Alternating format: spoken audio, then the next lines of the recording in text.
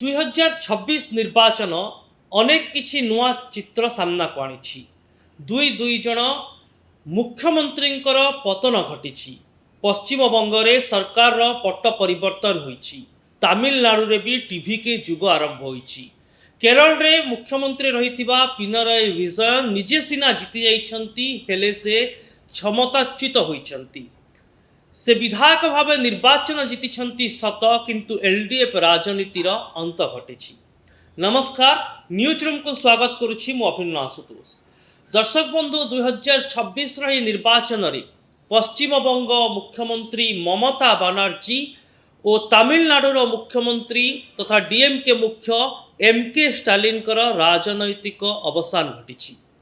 तांका राजनैतिक जीवन में एक बड़ पूर्णच्छेद पड़ी कहले किछि भूल हेब नाही।